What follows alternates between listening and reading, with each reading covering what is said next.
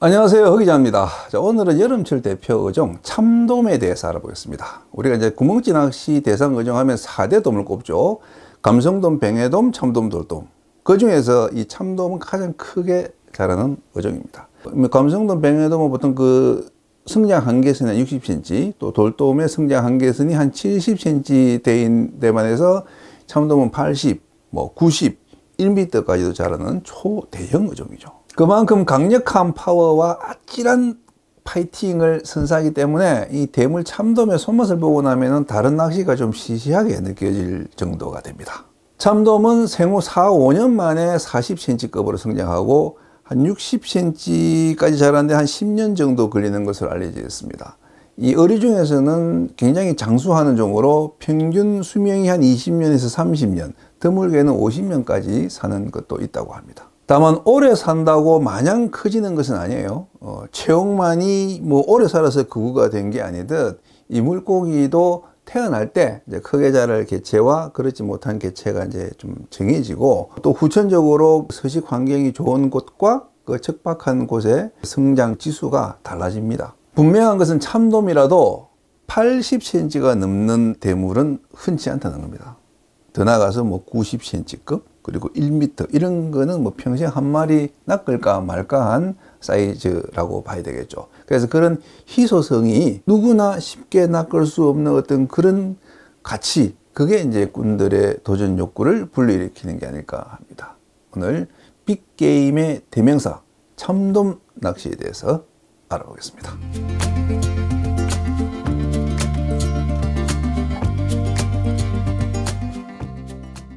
대상어를 낚으려면 가장 먼저 그 대상어의 습성을 이해해야 됩니다. 참돔의 성격, 한마디로 불과 같다. 힘세고 빠르고 겁도 없고 먹성도 끝내줍니다.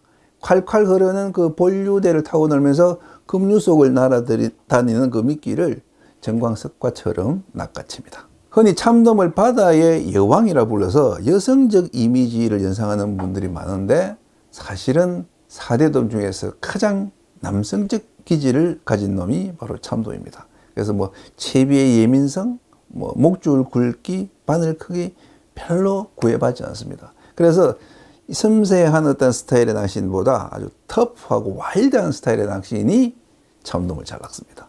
그리고 입질 스펙트럼이 굉장히 넓습니다. 바닥에서 그 알짱내는 감성돔이나 또 그 상층에서 이제 주로먹이 활동하는 뱅에돔과 달리 상, 중, 하층을 넓게 오르내리면서 이제 먹이 활동을 하기 때문에 수심을 정교하게 못 맞춰도 입질을 받을 수 있고, 반대로 어떤 특정 수심만 고집하면은 또 못 낚을 수도 있습니다. 참돔은 흔히 약속을 잘 지키는 고기, 이렇게 이제 표현하죠. 그 이유는 이 참돔은 회유성 어종이기 때문에 군집성이 강하고, 군집성이 강한 어종들은 대부분 이 먹이 활동 패턴이 규칙적입니다. 그래서 그 참돔의 어떤 습성과 규칙을 알면 쉽게 낚을 수 있지만은 그 규칙을 모르면 또 낚기 힘든 어종이 참돔입니다. 그래서 오늘 나도 대물 참돔을 낚아보고 싶다는 입문자분들을 위해서 참돔 낚시의 규칙 3가지를 알려드리겠습니다. 첫째, 깊은 본류. 이 참돔은 반드시라고 해도 좋을 만큼 깊은 물골을 따라서 회유합니다.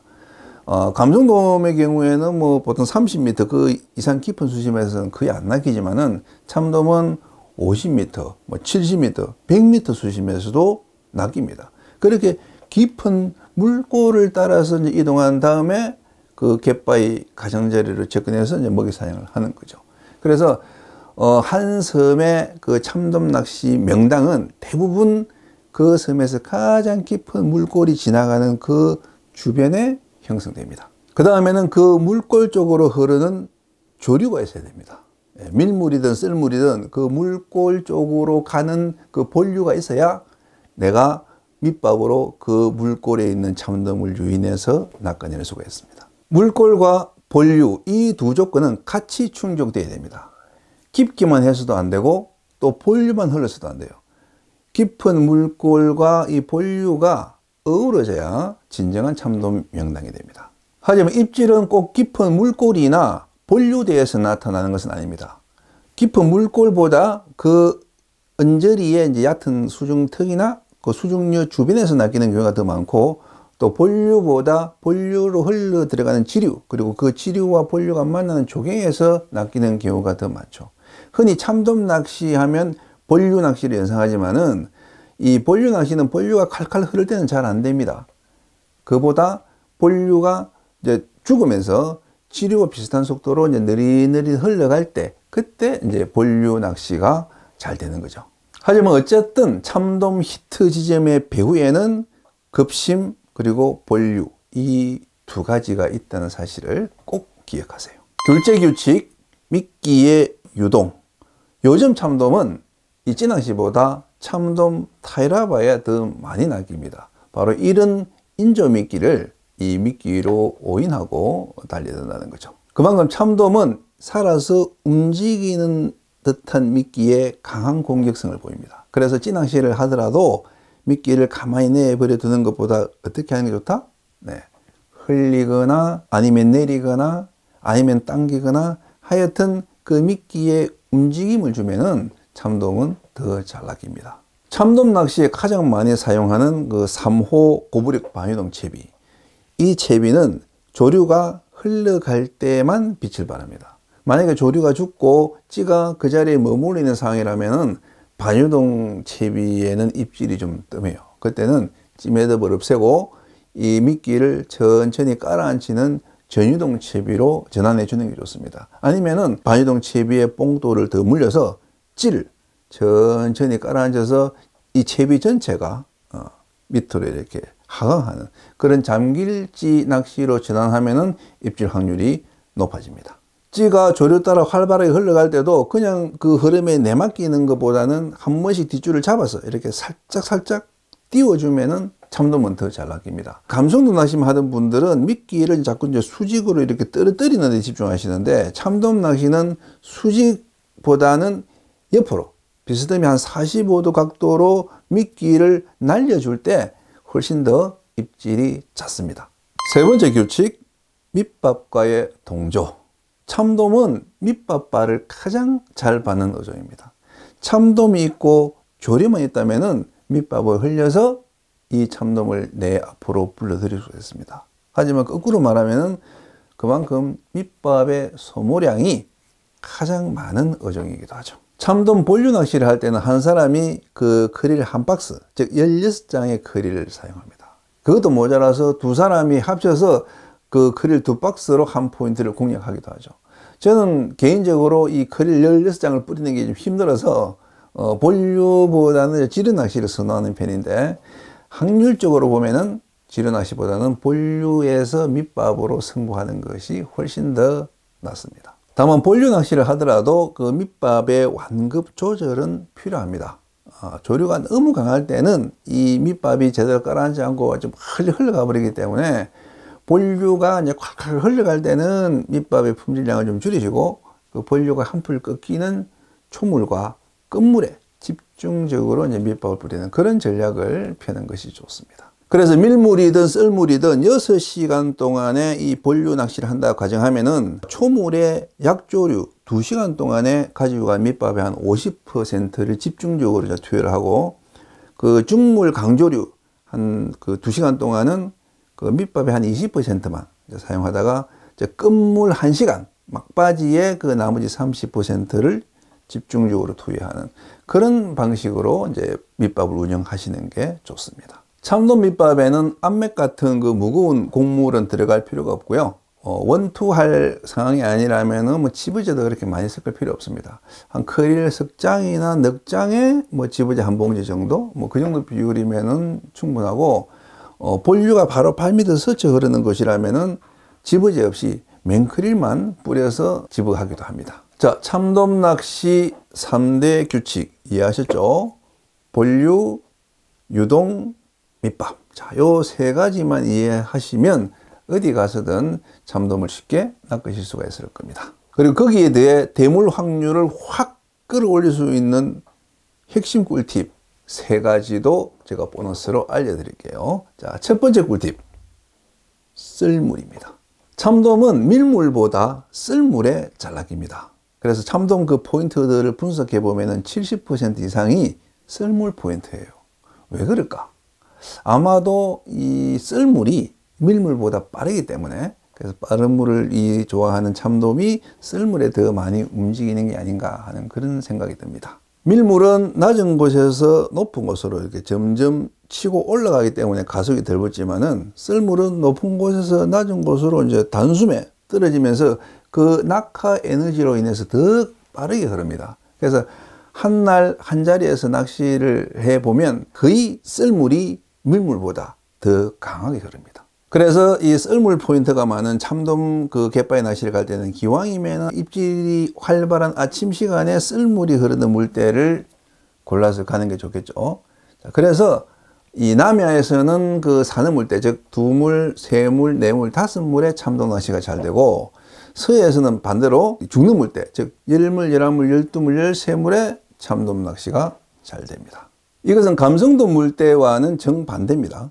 감성돔은 이 쓸물보다 밀물에 더 잘 낚이기 때문에 남해에서는 죽는 물대, 그리고 서해에서는 사는 물대에 감성돔 낚시가 더 잘 되죠. 두 번째 팁은 밤 낚시입니다.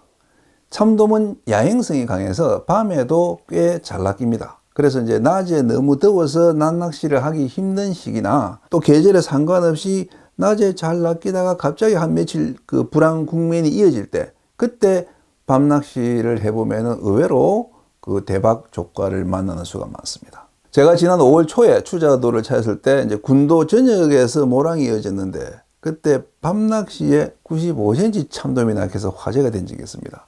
전신양민 박충동 사장님이 방미역섬 큰예에서 볼락 낚시하다가 이놈을 걸어서 30분 혈투 끝에 끌어냈다고 하네요. 12월 감성돔 시즌에도 이 풀행이 큰 연목에서 야영을 한 낚시인이 6자, 7자 참돔을 마리수로 낚아서 나온 것을 목격한 적도 있습니다. 그래서 낮 조항이 좀 부진하다 싶을 때는 야영 낚시를 시도해 보거나, 아니면 당일 낚시라도 새벽에 내려서 이 동트기 전에 좀 집중적으로 낚시해 볼 필요가 있습니다. 세 번째 팁은 전층입니다. 대부분의 입문자들이 그 참돔 낚시를 하면은 바닥부터 노려요.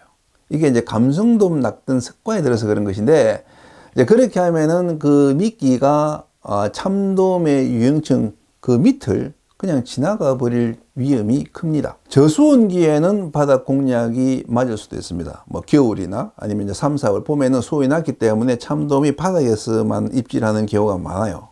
하지만은 이제 5월 이후에 수온이 오르면은 이 참돔의 유형층도 같이 상승하기 때문에 바닥보다 그 바닥에서 한 2, 3m 정도 띄워서 흘릴 때 입질 확률이 더 높습니다. 제가 지난 영상에서 낚은 81cm 그 직구도 참돔도 바닥에서 5m나 띄운 9m 수심에서 입질했습니다.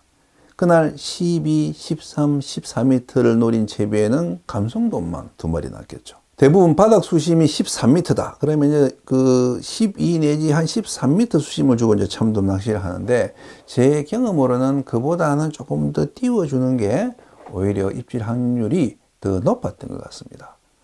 밑밥에 어떤 이 참돔이 반응하는 그 속도가 높아지면 거의 중층까지 떠올라요. 바닥 수심 한 10 내지 12m인 곳에서 5m 수심에서도 대물 참돔을 만날 수가 있습니다. 그래서 바닥의 수심을 고정하는 반유동 낚시보다 전층을 훑고 내려가는 전유동이나 잠길 낚시가 더 강력한 낚시법이라 할 수 있는 것이죠.